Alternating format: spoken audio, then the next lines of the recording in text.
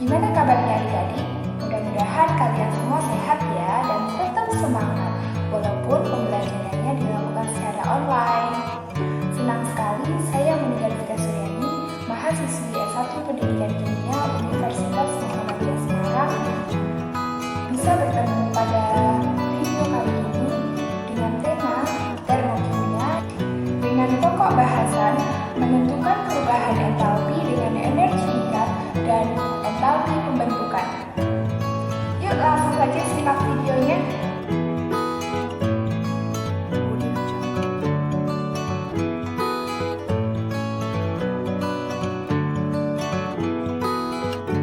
Masih ingatkah adik-adik apa itu delta HF atau entalpi pembentukan? Jadi, delta HF atau entalpi pembentukan adalah suatu kalor yang dilepas atau diserap dalam pembentukan satu mol senyawa dari unsur-unsurnya.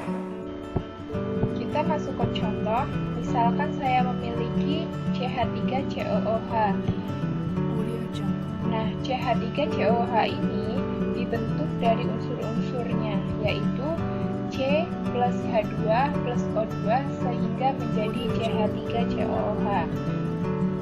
Yang perlu diingat, pada CH3COOH ini yang harus dibentuk itu adalah 1 mol. Dan pada reaksi ini harus disetarakan terlebih dahulu. Sehingga reaksinya menjadi 2C plus 2H2 plus O2 membentuk CH3COOH.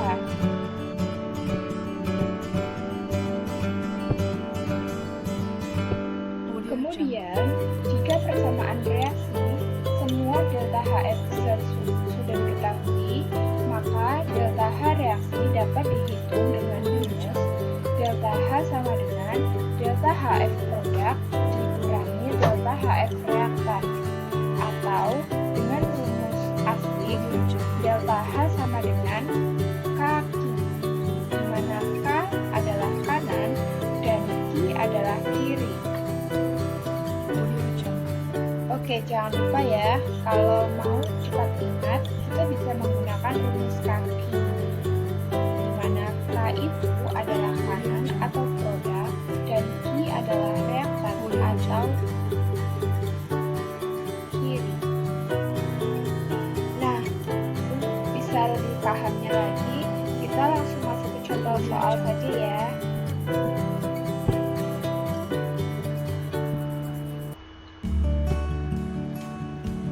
Jadi ada soal seperti ini.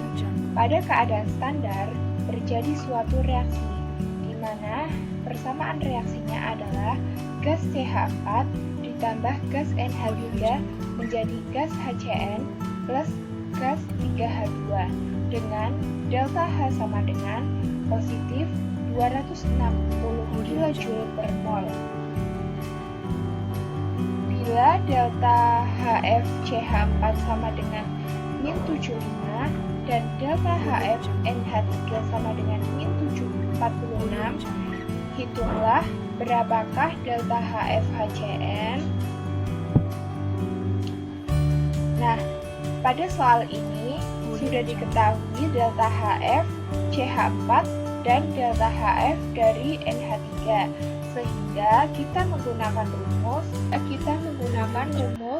delta H kaki, di mana K adalah kanan atau produknya, yaitu HCN, dan Ki atau kiri, yaitu reaktannya, yaitu CH4 plus NH3. Jadi, tinggal kita masukkan, di mana diketahui delta H-nya adalah positif 260 kJ per mol, dan delta HF HCN yang dicari dikurangi dengan delta HF CH4 plus delta HF NH3, sehingga didapatkan hasil 260 dikurangi 121 kJ sama dengan positif 139 kJ per mol. Karena tanda pada delta HF tersebut positif, Sehingga reaksi yang terjadi itu reaksi endoterm, yaitu penyerapan kalor.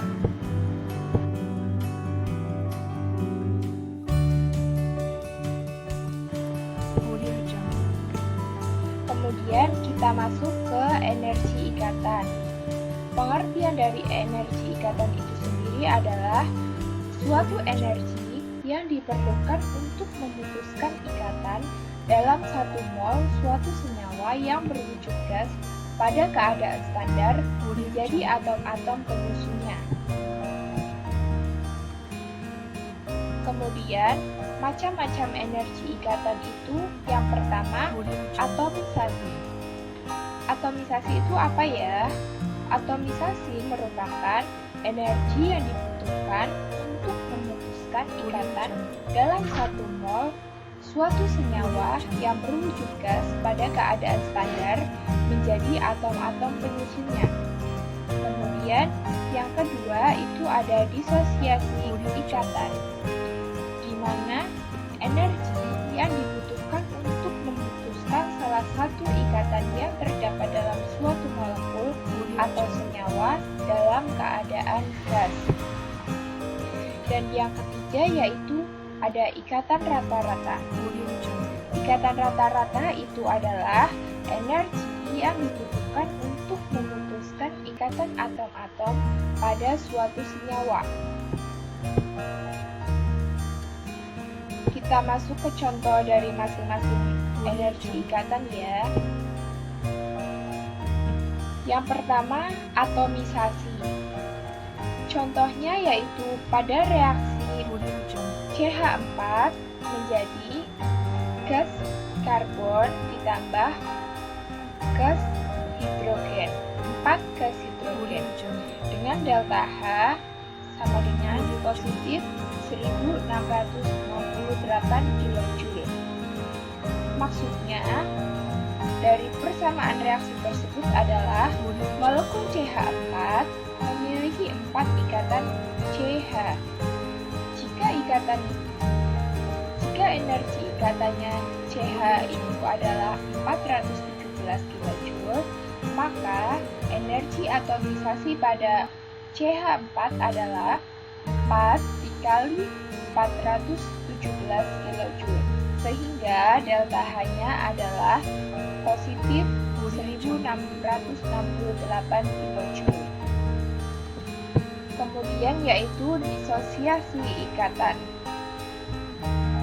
Contohnya yaitu persamaan reaksi gas CH4 menjadi gas CH3 plus gas hidrogen dengan delta H sama dengan positif 431 kJ.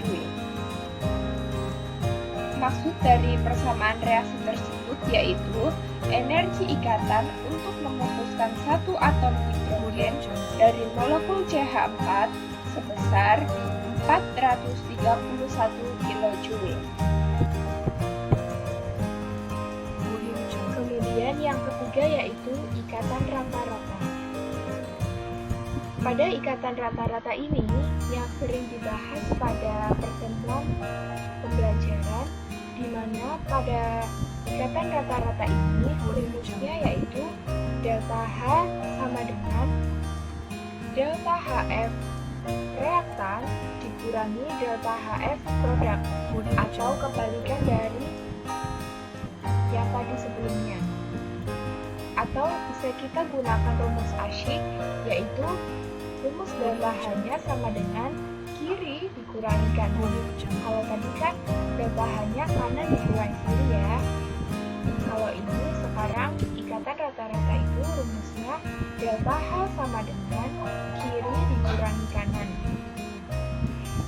Kemudian terdapat pertanyaan, jika diketahui delta H masing-masing zat dan terdapat pertanyaan, hitung besar kalor yang diperlukan untuk menguraikan 9 gram uap air sesuai dengan persamaan berikut.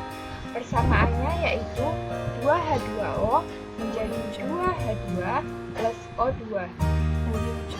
Langkah pertama, kita tuliskan terlebih dahulu persamaannya, kemudian jangan lupa untuk disetarakan karena koefisien sangat mempengaruhi perhitungan perubahan entalpinya. Langsung saja kita gunakan rumus delta H sama dengan kiri dikurangi kanan, atau delta HF reaktan dikurangi delta HF produk. Diketahui di sini H2O itu koefisiennya 2 dan H2 itu koefisiennya juga 2, sedangkan O2 itu koefisiennya 1. Tinggal dimasukkan saja. Karena di sini yang diketahui OH, sehingga dipecah menjadi 4 dikali 464 dikurangi kanan atau produk ada 2 kali H2, sehingga hitungannya 2 dikali 436 ditambah 500, sehingga hasilnya 484 kJ. Akan tetapi bukan ini jawabannya yang diminta ya, karena ini 484 kJ ini untuk 2 mol H2O. Jika kita cari 1 mol H2O tinggal dibagi 2, sehingga menjadi 242 kJ. Akan tetapi yang diminta di sini itu untuk menguraikan 9 gram uap air. Kita cari dulu mol dari 9 gram tersebut. Untuk mencari mol itu kita bisa menggunakan rumus gram per mr, di mana mr dari H2O itu adalah 18, sehingga molnya sama dengan 9 dibagi 18 sama dengan setengah mol. Kita sudah tahu tadi untuk 1 mol H2O itu delta H-nya 242 kJ, sehingga untuk setengah mol H2O itu tinggal kita kalikan setengah. Setengah dikali 242 kJ, hasilnya adalah 121 kJ, sehingga besar kalori yang diperlukan untuk menguraikan 9 gram uap air yaitu 121 kJ. Oke, sampai sini dulu ya adik-adik untuk pembelajaran termokimia versi 2 ini dengan pokok bahasan menentukan perubahan entalpi dengan energi ikat dan entalpi pembentukan. Semoga kalian semua bisa paham dengan apa yang sudah saya sampaikan tadi. Sekian, wassalamualaikum warahmatullahi wabarakatuh. Sampai jumpa lagi.